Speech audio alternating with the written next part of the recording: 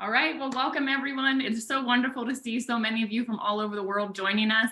It is morning here where I am. I am calling in here this morning from just outside of Denver, Colorado, and really excited to be bringing you an incredible story and a very unique perspective from the founder of ASEA, Tyler Norton.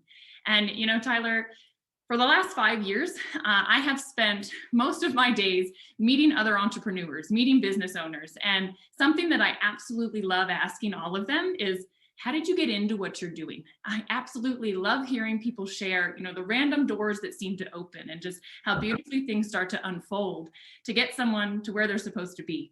And I just want to say that the story of ASEA captured my heart 6 years ago when I heard you share it. And I am so excited, honestly, very humbled to be sitting here next to you virtually this morning, Tyler, and having the platform to share with so many that I don't think have heard this story yet. So we are live on Facebook in a customer group, people that are consuming ASEA all around the world. There's nearly 8,000 people in there. So I know they couldn't join us live. They're going to be seeing this in the group.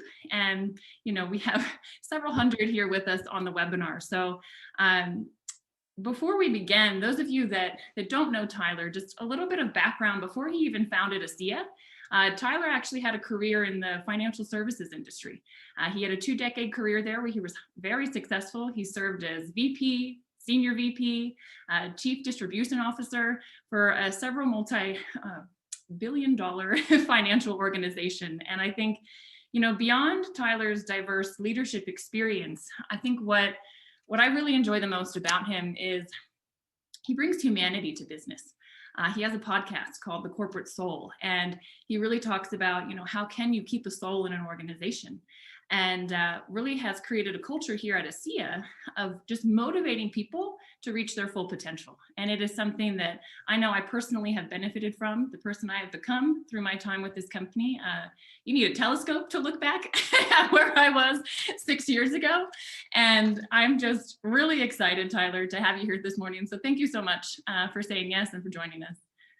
Danielle, you're a gem. Thank you so much. It's just a pleasure to be with you this morning. And you're just as much an inspiration to me and to others as any of us might be for you. So this is a real treat for me and a privilege. Thank you. Thank you.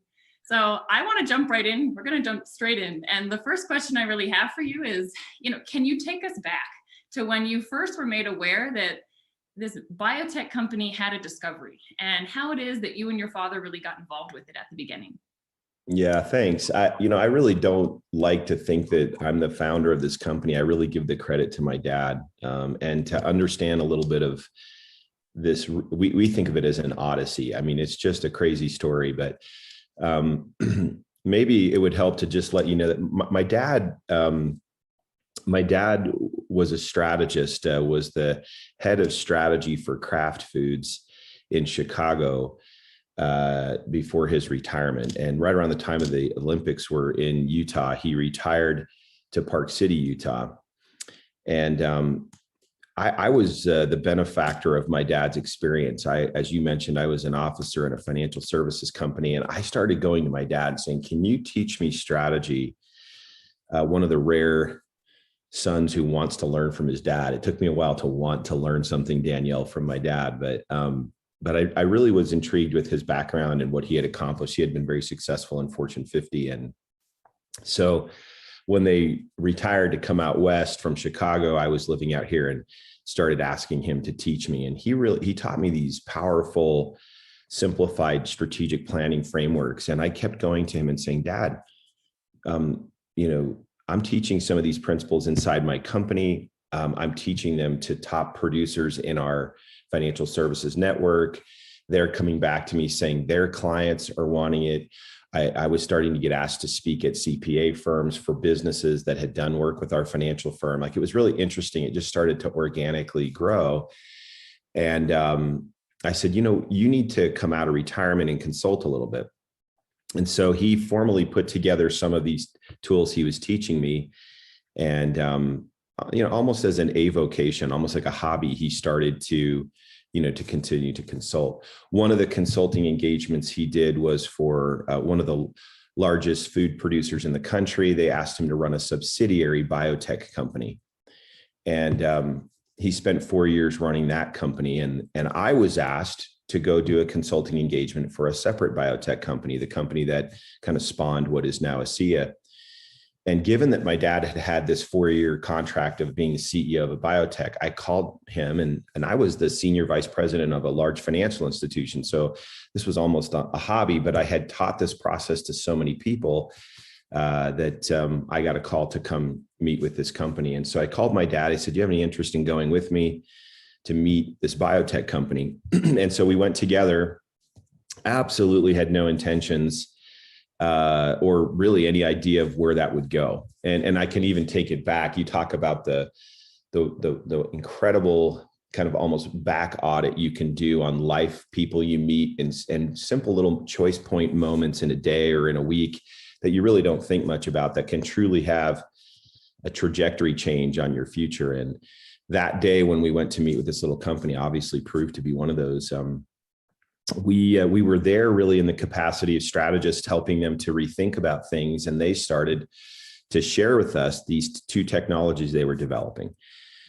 And I remember being hyper dismissive, of one of them. I was just like, okay, they talked about salt and water and a patented process. And I was just quick to dismiss it.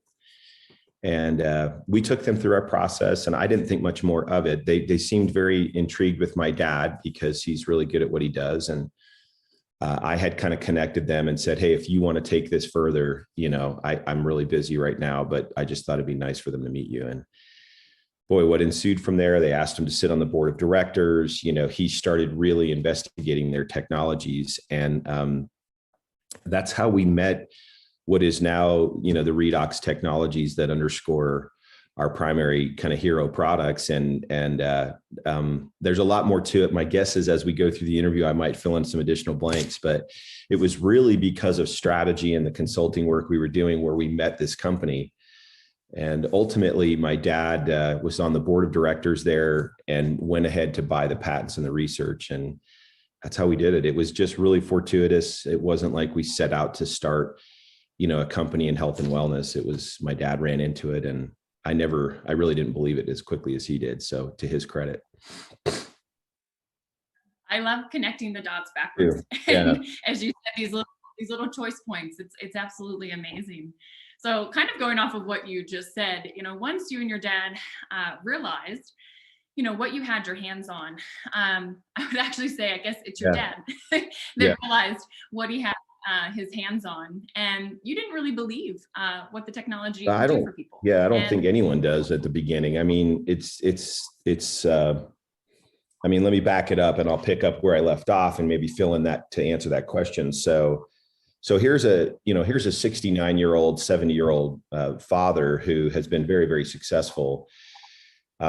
He was just as skeptical at the beginning. We were both kind of curious about it, but I didn't really talk to him again about that engagement for quite some time. And so I went to the house. I remember going to the house, and he had chemistry books and remembering he had run a biotech company, had 5 PhDs working for him and several grad students at the time. So I knew that he was versed enough to kind of understand some of the research and science. And to my dad's credit, he just never stops learning. He's just like really, really aggressive in terms of just always pushing forward. He never really rides the clutch very long.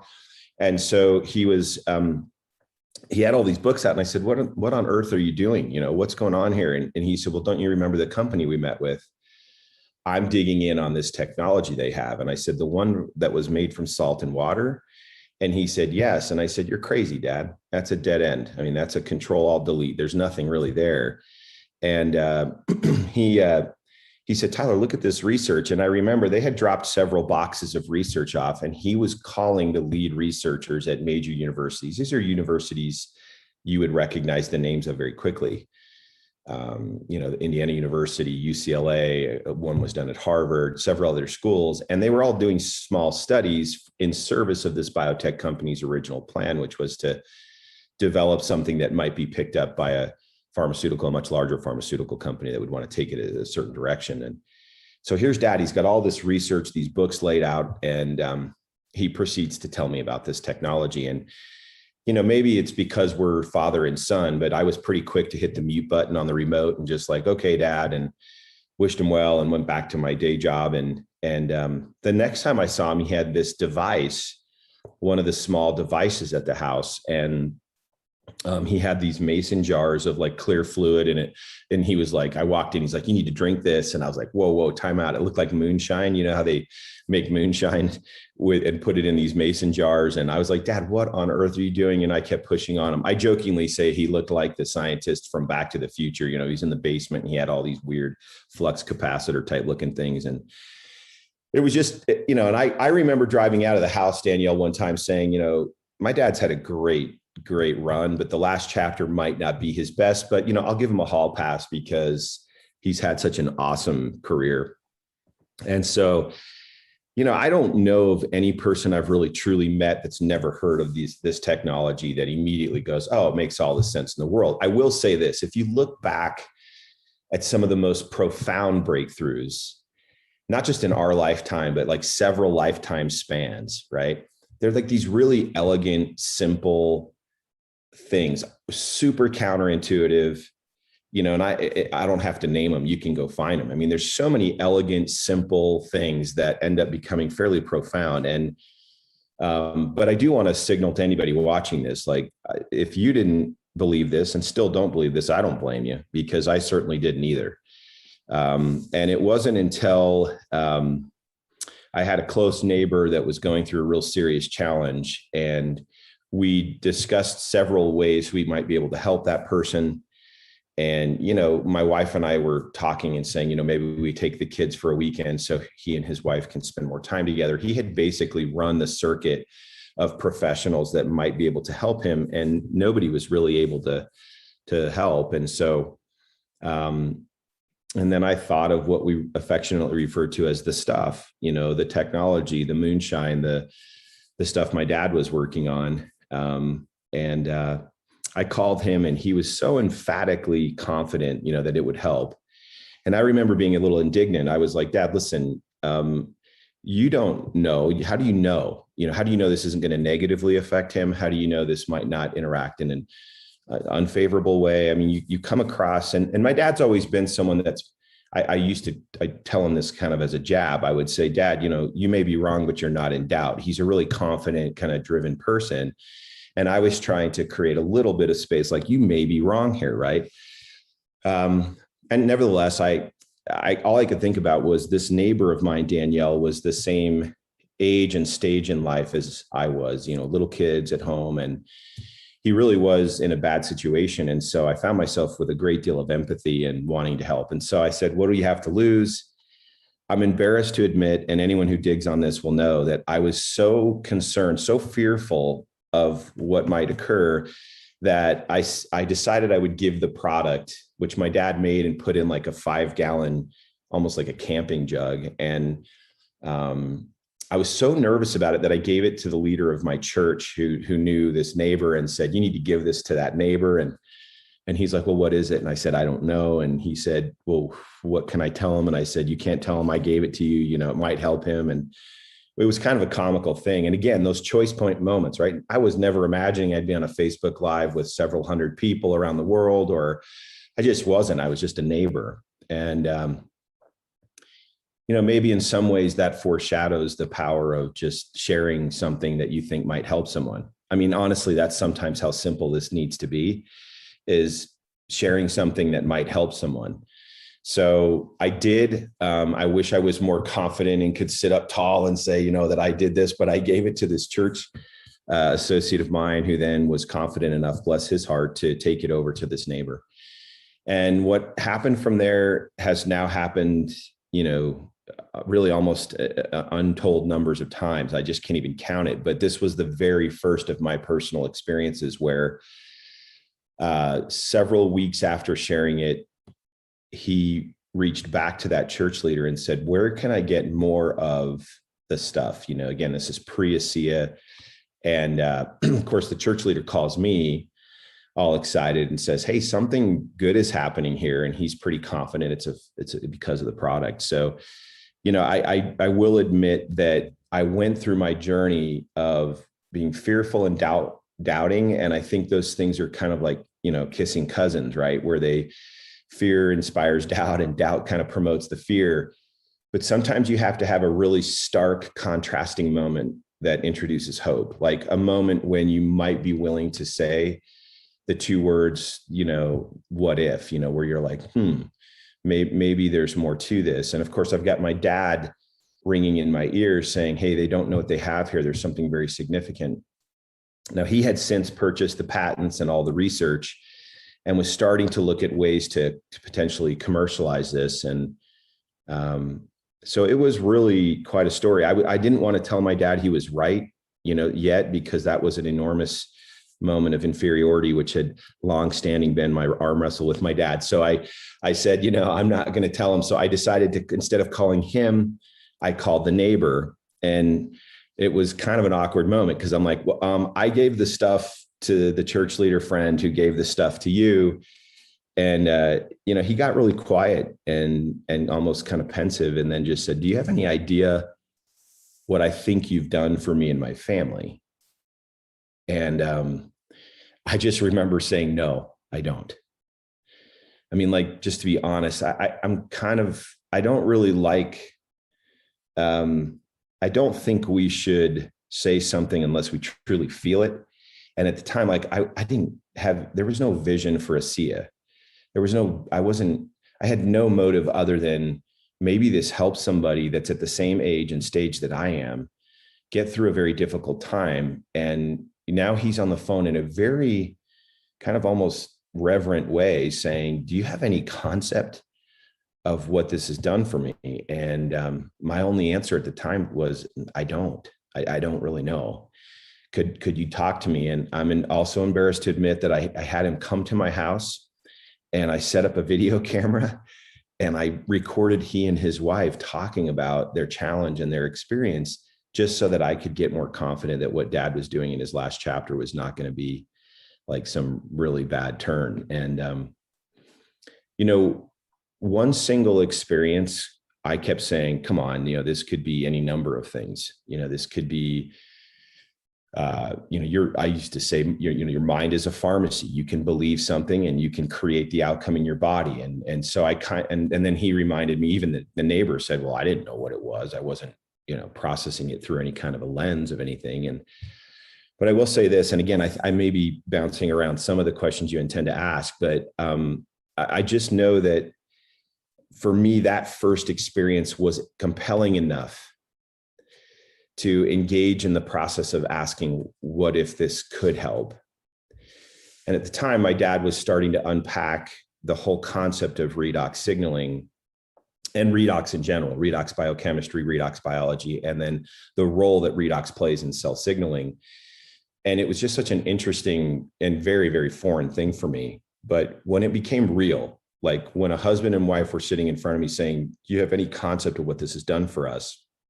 And I was really having to process in real time the impact it could have. That's kind of how I took my journey into a place of hope. And then I've said in untold numbers of settings that, experiences over time, several experiences over time, start to rack up to where hope moves from a place of like hope to really a strong belief. And that belief is no longer on trial for me. Now, I'm not suggesting anyone listening, either live or otherwise, should take what I'm saying as enough. I think you have to have an experience that helps you or someone you care about or someone in your sphere of influence. But I had that one experience that spawned others, and then it got to a place of strong belief and conviction, and that leads to action. Yeah, I think so many people can relate to that, because I think we all move from this like space of complete doubt. Like, there's no way this could be true, or how could this be true? And or if it is, like, it would be everywhere. And why haven't I heard about it before? And we sort of take this journey from doubting it to going, well, what if, and having hope. And the experience for myself was the same. My mom brought this to me and I was like, Mom, you've lost your mind. This is a scam, and you should walk away from your friend that brought it to you. And her belief started to grow, and it was her belief and then my dad's belief that ultimately made me go, well, okay, well, what if, if this is right, let's see what it could bring. So I thank you for being so candid. And I do, when I share my story, I say the same thing, because I think we all start in that space. And Yeah, for sure.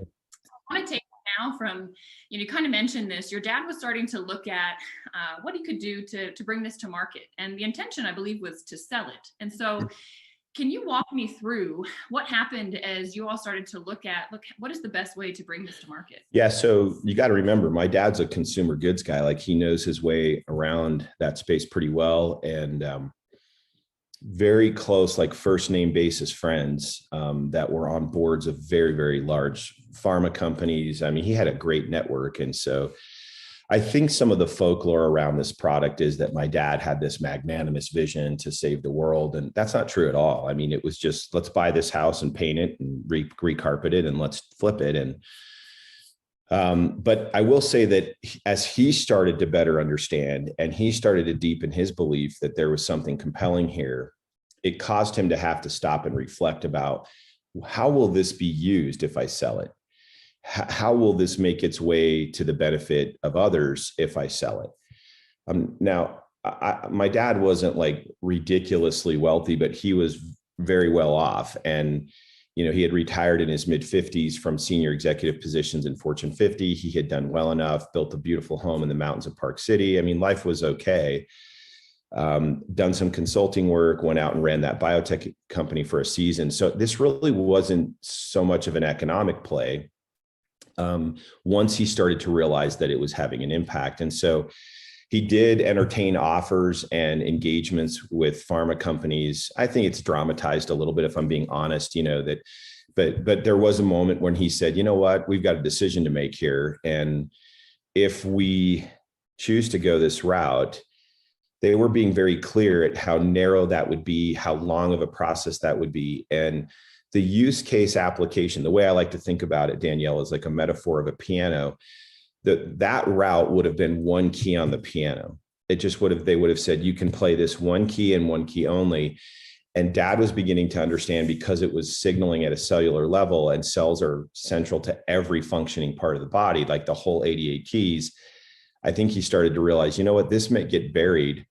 Is there another way to do this? And a close associate up in Park City, Utah, said, have you ever considered direct sales and a direct platform like this?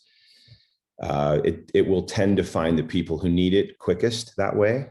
And my dad, in his confident ignorance, said, yeah, let's try that, and had no idea what he was talking about. But he tends to succeed despite that. So hope he's not listening, but that's the truth. And so he knew that, you're not going to put this on the shelf at a store and have somebody be able to interpret it and what it is and why it might help. It needs to be shared from a place of conviction and experience. And so just like your parents to you, just like him to me to someone else, he had shared it with people similar to my neighbor, and they were knocking on the door and they were coming back to him.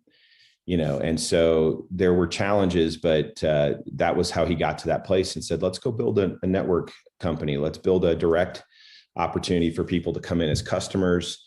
And if they choose, by virtue of their belief in the product and the opportunity they see in it, yeah, let them help us to sell it.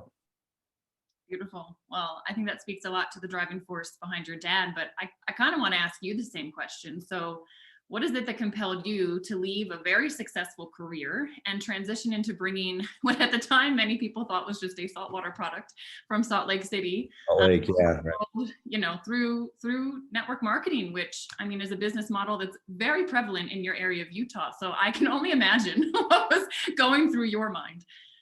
Yeah. So, I'm not going to lie. I didn't have great interpretations of this industry or this space. And I was not, I didn't have a vision of doing what I'm doing now. I do tell the story, Danielle, of as an executive, I once delivered part of the products we offered were insurance products, and a young father had passed away in a plane accident. He was actually in Central America on a service expedition to help very underprivileged people, and the plane went down in the highlands of Guatemala. A really terrible accident. And so here's this mother of 3 kids, and our company had insured her husband. And I remember I worked on the claim, worked with the authorities in Guatemala to get all the proper proof of what had happened. And I had $1 million check plus some interest that I was taking to a 32-year-old mother. It was a really touching moment in my career because, you sell intangible instruments sometimes, financial instruments or otherwise, and you sell the potential or the promise of what it might be, but it's not till you see that promise fulfilled that you feel really differently about it. And briefly, I'll be really quick. I drove up. Her dad came with her. He was a CPA, and they had three of her children. Her three children were there. They were young enough that they needed to be with her. And I mean, I sat down. I remember my hands were shaking because I was delivering to her, and I said, "This is a love letter from your husband. He cared enough to do this." And I slid this check across the table to her. She had only paid, they had purchased the policy. It was a term insurance policy, pretty cheap in the grand scheme of things. And they had paid like $200 of premium or something like that. And she flipped it open. Her hands weren't shaking, interestingly enough, mine were. And she lifted the check out to see what it was. And then she slid it back down in the envelope, closed it, and said, "I thought you might be bringing me my $200 back." And I said, "Not today. That's the promise of this product." And so, she didn't get emotional, but who got emotional was her dad.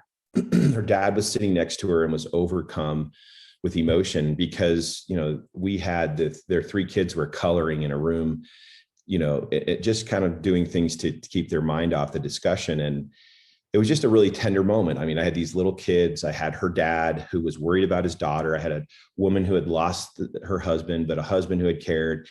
And I walked out and got in the car and thought, wow, that's an amazing moment in my career as to the purpose and impact that we can have. And it wasn't until I was helping my dad with ASEA that it occurred to me that all of those feelings I started having more and more frequently, whether it was with my neighbor, he'd say, "Hey, come help me speak to a group of Spanish speakers." I speak Spanish fluently, so I would go help him tell the story of ASEA, but it was all just helping my dad. But the people would come up to me after these meetings and they would tell me all of these stories. And the only way I could compare that feeling, that amazing feeling, was to that day when I delivered that check. And it occurred to me the big distinction was that someone had to die in order for me to feel that incredible feeling in that insurance environment. Whereas over here, we were helping people to live and live more in a more meaningful and healthy way. The feeling was the same, but I didn't have to have an incident that was tragic to create this outcome. I don't know if that contrast helps you to see it, but it just started happening more and more and more with my dad. And so, he started saying, "Come help me do this, quit messing around over there and come help me do this." And, again, I'd love to tell you that I'm the visionary all the time, but I was kind of the doubting Tyler, and it took me a little while to dial in, but that's why I left. I felt like there was a wonderful opportunity to do something for other people that had meaning without necessarily having to have a really negative thing happen for my product to make a difference. Yeah.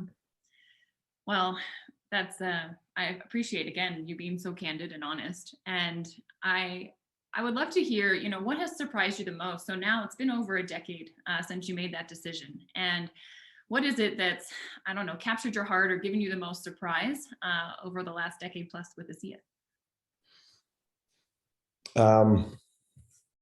Well, I pulled this out this morning knowing that we would have this conversation. This is I'll tilt my camera down here, but this is a binder. And these are all letters. And some of them are handwritten, some of them on a yellow piece of paper, some with families or pictures with my dad. And this is a very, very small sample size of what have been into the thousands of letters. And I think what I love most about this and have been surprised the most about it is It is the 88 keys on the piano. I don't think it's a panacea. I wish I knew why it worked really well for some people and others not. I happen to be someone that have never had like this amazing demonstrable, acute experience that said this did this for me. Clearly I use the products. But these stories are remarkable. And they're stories of 15-year-olds and 7-year-olds and 70-year-olds and 85-year-olds and everything in between. And they're stories from very intelligent science background type careers and retired school teachers and moms and dads and just about every walk of life. It doesn't really seem to have any kind of socioeconomic bias. It's helping everybody. And I think the surprise for me has been that, because I remember saying, Dad, look, you're 70 years old. You may want to hang up the cleats. You've had a great career, but he's like, I actually think this can help a lot of people. And I think we have a moral responsibility, if it can, to try to get it out there. And then to have so many of these, and I'm not cooking this up for a Facebook Live. Like, I value my own character well enough not to want to do that. I really don't care if somebody's listening now and doesn't understand or believe it and thinks this is topspin in a world that is filled with topspin. I get it, right? But this is real for me. I mean, these are real people, and I wouldn't want to share their stories because I don't think that's right. But it's real. It's like, it's here, and that's just a handful of cities where my dad was going to visit, and they said, why don't you write your stories and we'll present it to him. And so this whole binder is just like 2 cities in the 3rd or 4th year of the company. And now we're in 33 countries. Last night I was on the phone with hundreds and hundreds from Australia. And then again, later last night with Malaysia. I mean, this is so amazing. And I sent a screenshot to my children last night. I have a large family. I have 6 kids. And, I sent a screenshot of this beautiful image of these highly diverse people from every walk of life and in Malaysia that, and I just sent this to my kids and said, this is a really special thing to be able to meet these people, to actually have something to say they want to hear, but to feel the energy through a Zoom screen, second only to the energy I'd feel if I was with them personally. And so the surprise has been the impact and the influence around the world and the beautiful, joyous relationships that I've been able to meet and know, and others that have met and known each other. And Danielle, let me just say this, the miracle of this product is not the product. The miracle is the person willing to share it. And I'm so amazed that people will come up to me and say, hey, you need to hear my story. They'll tell me this amazing story, but oftentimes they won't tell me the real miracle, which was the retired school teacher that walked across the street and said, hey, this can help you. And that's an amazing thing. So what surprised me, the impact, the use case potential across 88 keys. It's not really narrow. I do not want to, I have a high degree of sensitivity to exaggeration or hyperbole. I don't appreciate that in marketing, and I don't appreciate that in companies. So anyone listening with a cynicism approach to this, you're actually probably more like me than not. And all I can tell you is to try this. And if it doesn't work for you, then it didn't work for you. But I can only tell you that there's a very large range of people having a positive experience with it. And I think it's worth a try if it has potential to help, especially people you care about. So I don't know if that helps, but that's been the most surprising thing for me.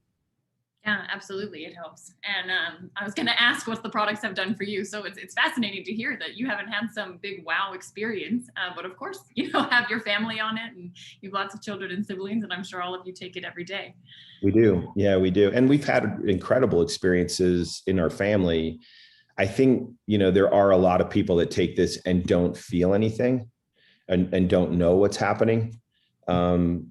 And I just think at some level, you've got to lean into it.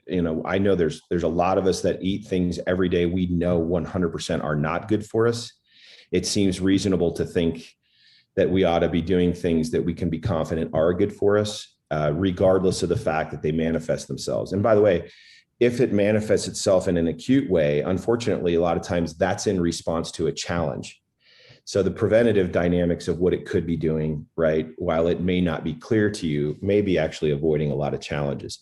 So for me, it's a part of a regimen for my family too, in different ways. And nobody's more using it than my dad. Like literally, you can't walk into a bedroom in his home without a bottle of ASEA within arm's reach. So I love it. Well, let me ask you this. What is your vision for the future of this company and the impact that you wish to create in the world?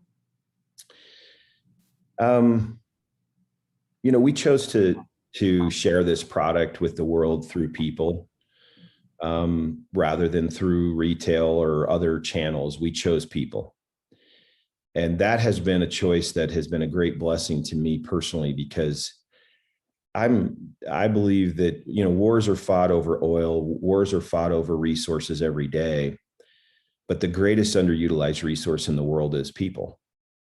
And not utilized in the form of manipulation, utilized in the sense of awakening potential.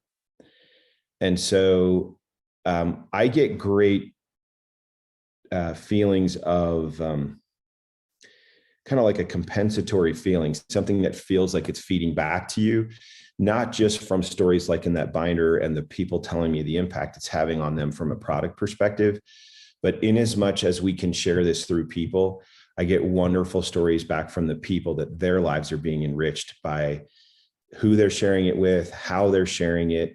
And in some cases, if they choose to sell it, and I don't ever want to sound like I'm trying to promote that. If it's not right for you, don't do it.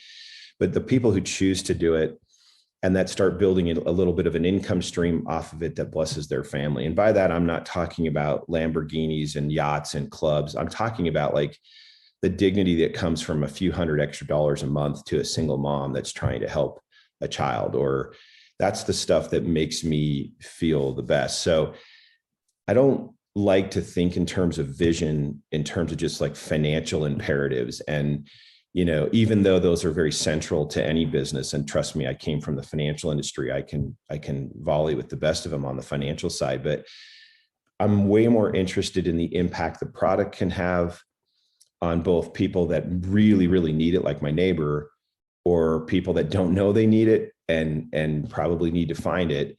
And on the other side, I'm really grateful and excited about how we can create a place of safety for people to grow and become.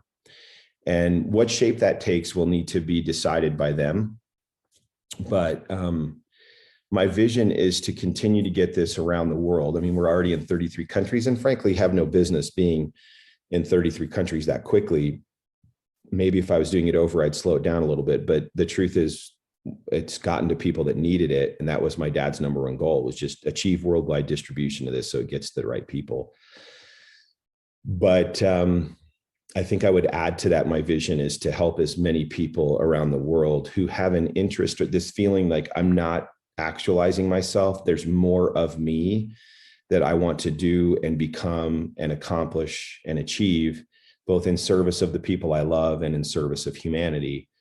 I think there's a lot of people that feel like they traded that for what the current construct of responsibilities and bills and, just what life deals you. And I think there's a lot of people that have gone down the road 10, 8, 12, 15 years and almost are a little surprised at how long they've been on this straightaway. And they feel hemmed in, right? The cones on the road slowly start narrowing you into a single lane. And I don't think there's a lot of people that know how to broaden those lanes again and give themselves some freedom and room to move and make decisions for themselves. So my vision would be to try to increase or reduce the barriers to entry to that, help people find that if they want to, help to awaken that for the person that's maybe muted it too, right? There's a lot of people muting that voice in themselves that says, you know what, you should accept the hand you've been dealt. And I just get really excited about the notion that, redox is often referred to as redox potential. So the oxidative reductive potential is an interesting parallel. I get excited about redox potential in products and how they can affect your body. And I get really excited about human potential. And my vision would be to see that we're doing all that we can to power both.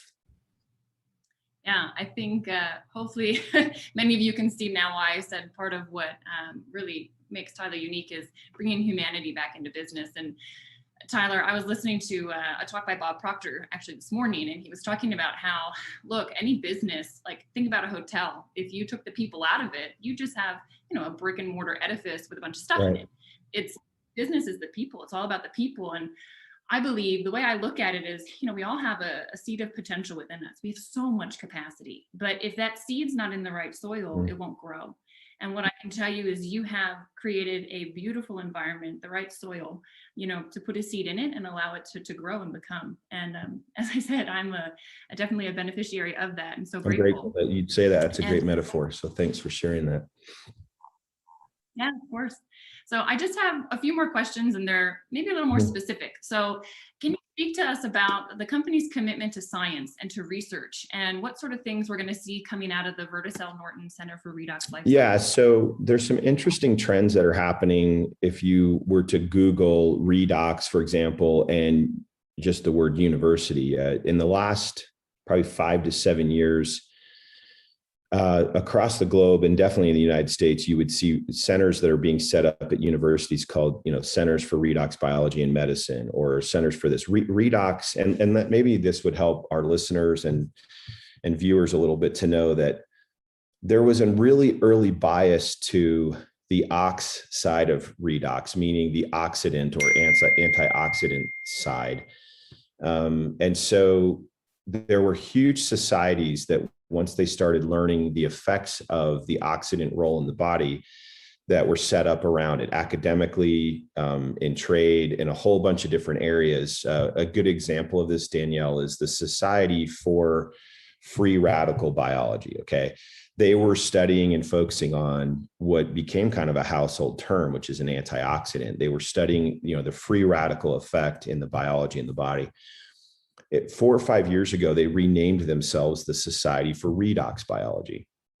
And the reason they did that is because the whole punchline of redox is that they've been focusing on one side of the coin too much, which is the ox, and not understanding that the balance between reductants and oxidants and how they play in the body are such an important part of how we signal, how our cells communicate, and how we ultimately restore balance. And so they kind of made the hero antioxidants and the villain oxidants. And the truth is, you would die without the right balance of oxidants. So the reason I give you that context is you're starting to see, this is why my dad really was very much out in front when he said, this is where the puck is going on the ice, to use the metaphor of skating to where the puck is going, not to where it is at the time. Where it was at the time was a bias towards free radical and oxidant biology focused. And now what you're seeing is the universities, and in general, even you're going to see this across supplementation. You will see an elevation of the word and concept of redox biology playing out in supplementation, in medicine, in universities. You will see people getting 4-year degrees with a bias and specialty towards redox.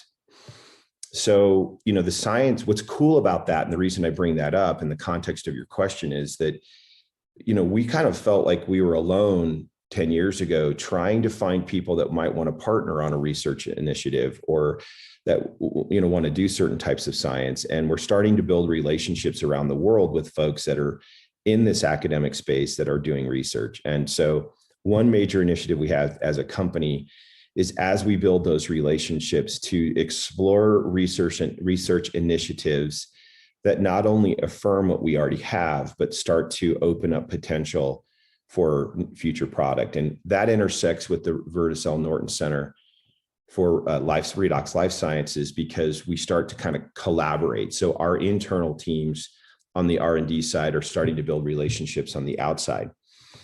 And it's really interesting to me, no one, not only in this space, but in any commercial space, has fenced off the framework of redox better than us. And, I'm not one to boast about stuff, but that's actually more of a fact than it is a boast. It's just like nobody is seeing that this framework for developing products, supplements, things that are a high impact, is really where the puck is going on the ice.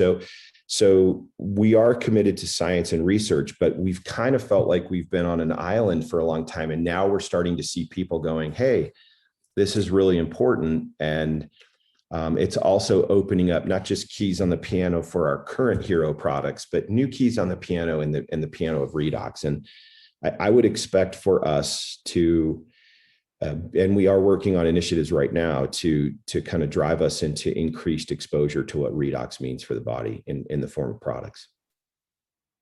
Super exciting. Yeah, to be on the forefront.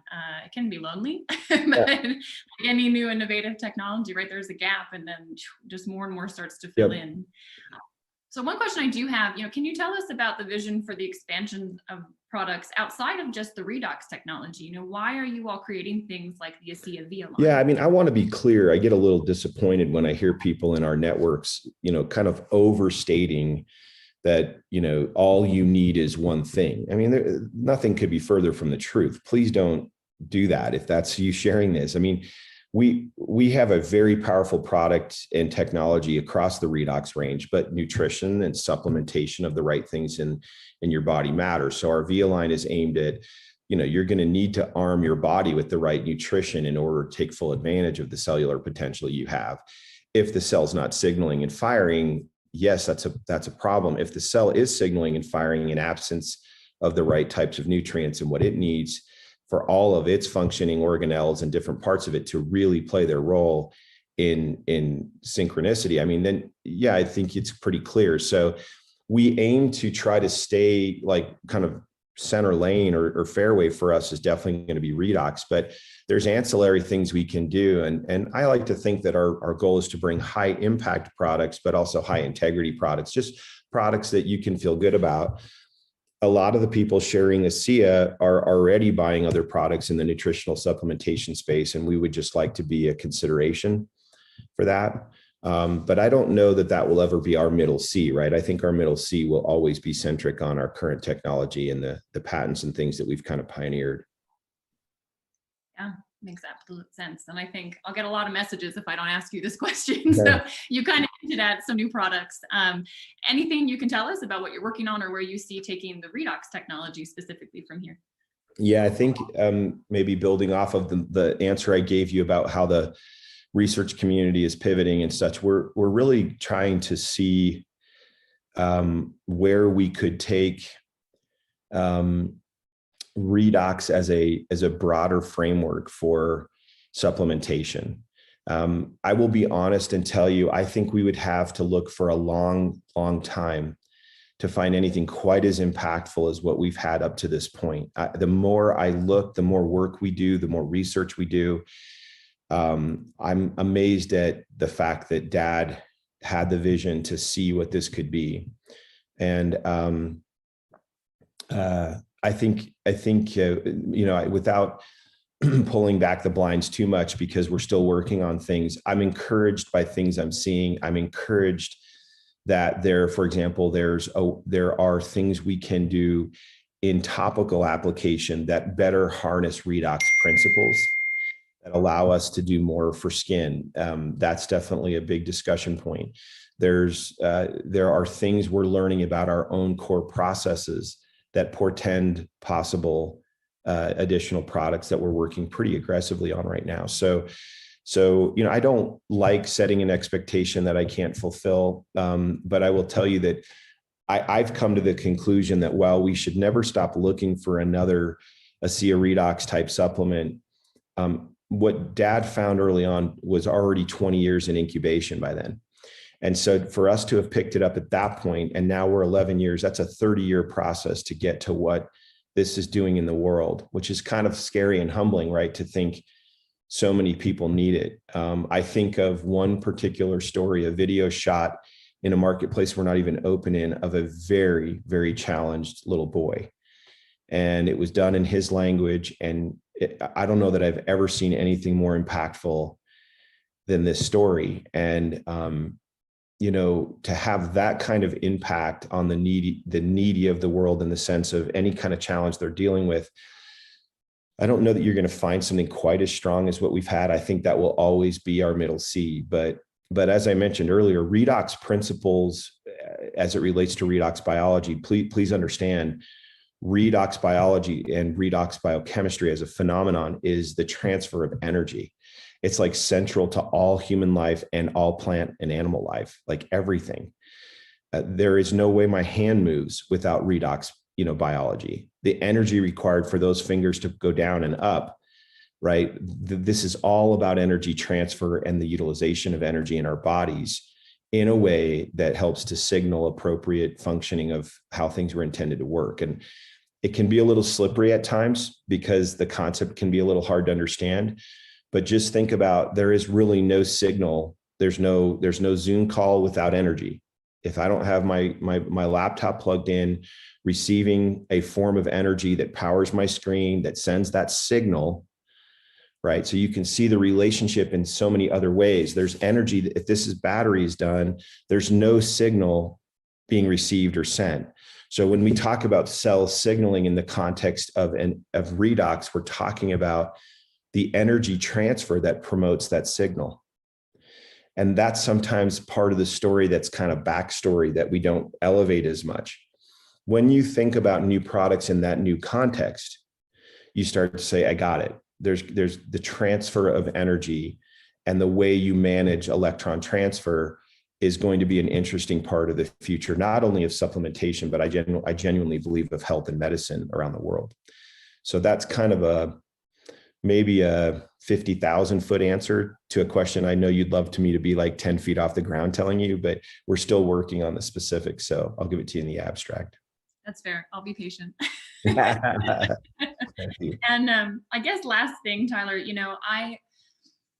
I'm just sitting here just in awe at how you show up and you bring your heart to this company and to every conversation. And this morning I was actually thinking, I wish there was one question I wish I'd put down, which was, would you explain redox in your own words? And you just did that. So can you just, I guess, wrap things up? Any last thoughts that you have, anything that you want to share with the consumers of ASEA out there? Yeah, I think we live in a world where we have these really interesting values when it comes to products. There are some products that we use every day that we never question why it's working or even how it's working. And we do that inside the context of our own values and how we determine value, just on the basis that it works. Sometimes I think we put products on trial too quickly that might be a little bit more difficult to explain how they're working or why.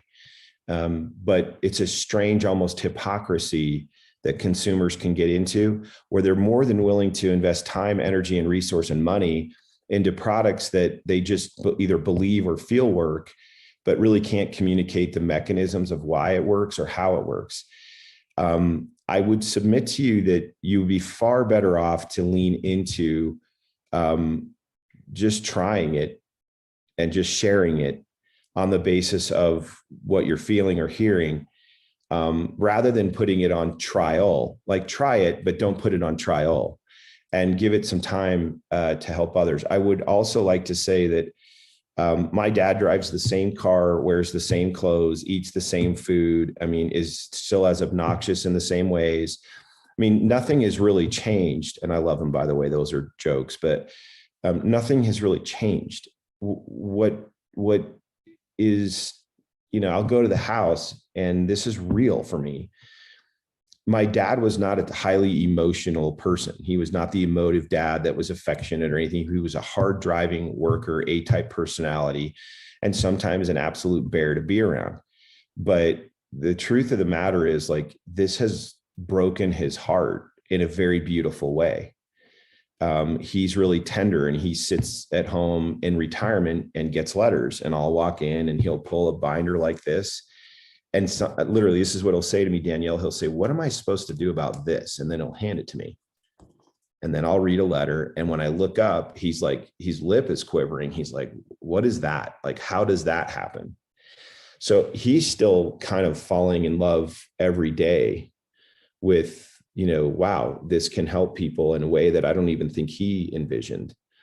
So my closing remarks are, if you're here today and you're taking this and you're trying this, then give it a fair shot. This isn't, I think it's interesting, we live in such an instantaneous world.